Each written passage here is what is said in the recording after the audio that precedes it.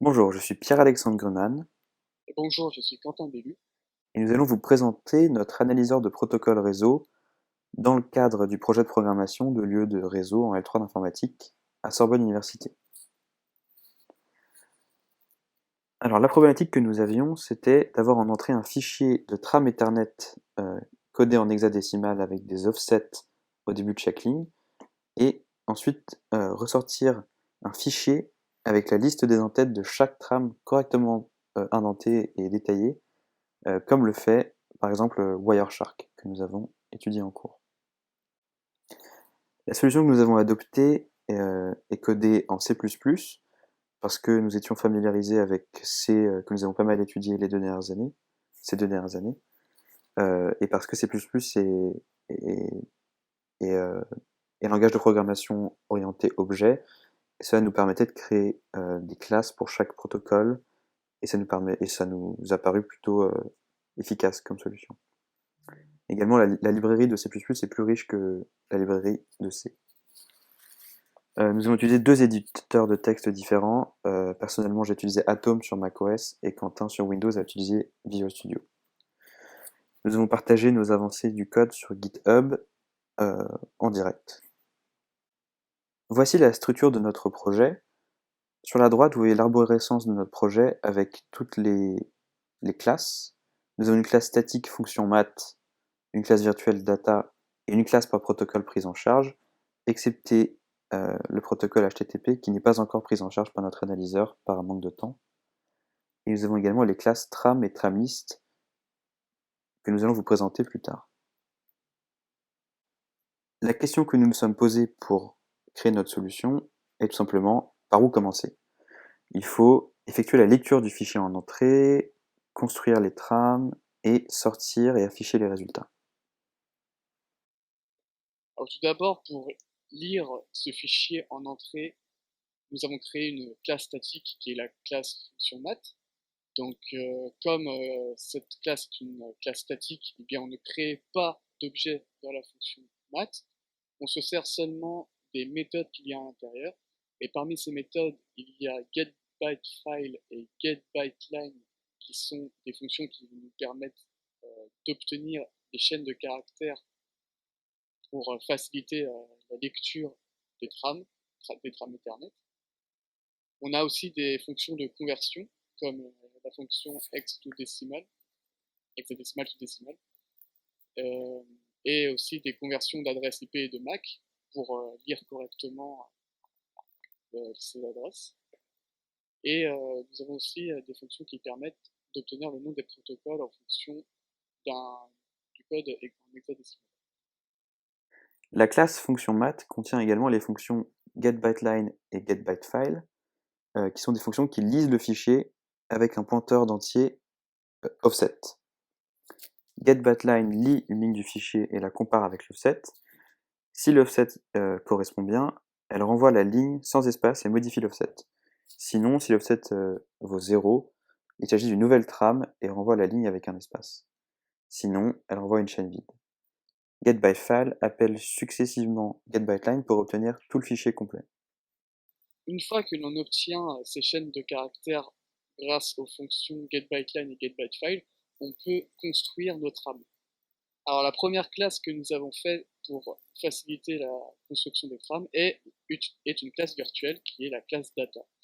La classe data, du coup, est une classe virtuelle dont on ne crée pas d'objet data, on crée seulement d'autres classes qui seront des classes filles de la classe data. Et donc cette classe sera utilisée pour coder des classes ICMP-frame, ARP-frame, IP-frame, TCP-frame, etc. Et dans le futur, la classe HTTP-frame. Elle sert aussi à placer des objets de classe file de data dans les entêtes qui en ont. Alors, dans la classe data, il y a des définitions, mais incomplètes, de méthodes de construction et d'affichage. Donc on y retrouve une définition incomplète qui est construire data qui prend en argument une chaîne de caractères et la fonction qui renvoie une chaîne de caractères qui est la fonction toString qui prend un argument, un entier, nommé tabulation. Donc dans construire data, cette méthode lie la chaîne de caractères qui est passée en argument chaîne pour initialiser les variables d'instance de l'objet. L'objet qui est du coup une classe fille. Et dans toString, on retourne une chaîne de caractères dans le but d'afficher tous les détails de l'objet. Et l'argument tabulation sert uniquement à l'indentation. La classe tram est une classe qui contient une trame Ethernet complète. C'est là-dedans qu'on va trouver tous les détails de la trame. C'est là-dedans qu'on pourra afficher tout ce qu'on veut en fait. Et donc elle possède un champ data étoile, donc un pointeur de data pour pouvoir y placer à peu près n'importe quel type d'entête. Tant que c'est une classe fille de data, on peut la placer. C'est pour ça que d'ailleurs, on ne met pas tram comme une classe fille de data, puisqu'on ne veut pas pouvoir placer une trame dans une trame, enfin une trame Ethernet dans une trame Ethernet. Maintenant, pour pouvoir afficher plusieurs trames d'un seul coup, parce qu'avec grâce à la classe tram, on peut afficher une trame complète, mais on ne peut pas en afficher plusieurs. Nous avons créé la classe tramList, qui est tout simplement une liste chaînée de trames. Donc c'est une liste dynamique. Elle contient ainsi un pointeur tram qui est appelé élément, donc qui sert à stocker une trame. Elle contient deux pointeurs, un pointeur suivant qui est tout simplement le pointeur de l'élément suivant, et un pointeur queue qui sert à pointer le dernier élément de la liste. Donc tout simplement pour gagner en optimisation. Pour pouvoir afficher toutes les trames, il s'agit du coup de parcourir tous les éléments d'une trame list et d'afficher successivement les éléments un par un grâce aux méthodes toString.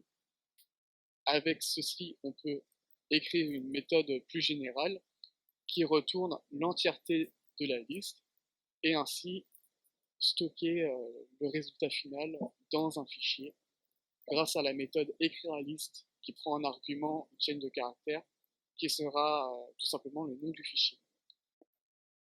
À propos de la sortie et de l'affichage des résultats, nous créons donc un fichier résultat.txt. Les méthodes toString contenues dans chaque classe permettent d'obtenir une chaîne de caractères décrivant la trame. La classe tramList récupère toutes ces chaînes et écrit dans un fichier grâce à écrire list, qui prend en argument le nom du fichier en sortie, dans notre cas résultat.txt. Le fichier résultat.txt n'existe donc pas et est créé une fois l'appel de la fonction terminé. Comment faire fonctionner notre analyseur? Il faut copier-coller là où les trames voulues dans le fichier analyse-données.txt et si besoin, le makefile est fourni pour compiler et créer un exécutable. Après exécution du programme, le fichier affiche dans un terminal le résultat et le fichier résultat.txt est créé et contient l'analyse. La commande makeClean permet d'enlever les fichiers .o du dossier. Nous allons maintenant passer à la démonstration de notre analyseur. Dans le fichier analyse données, ici nous avons mis quelques trames en exemple. Nous pouvons voir que dans le dossier, il n'existe pas de fichier résultat.txt pour l'instant. Et donc je vais compiler nos fichiers. Et une fois que j'aurai lancé le programme, nous verrons que le résultat sera créé. Voilà, c'est fait. Voici. Donc le résultat est affiché dans le terminal, mais il y a également un résultat.txt qui est créé et qui peut être ensuite extrait. Voilà, donc ici nous avons 5 trames à la suite, numérotées dans l'ordre. Je vous remercie de nous avoir écoutés, c'était Quentin Bélu. Et Pierre-Alexandre Bioman.